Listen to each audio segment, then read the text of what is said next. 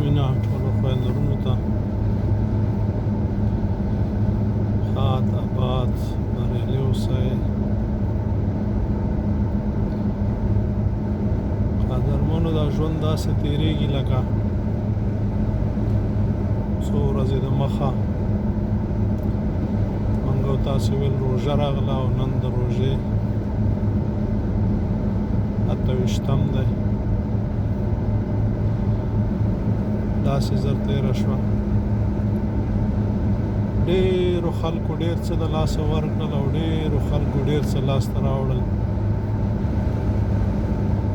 همداسې که په ژوند کې په یو ساعت کې موږ او تاسې خپلو کړنو ته متوجه شو او د بدو په ځای ښه وکړو.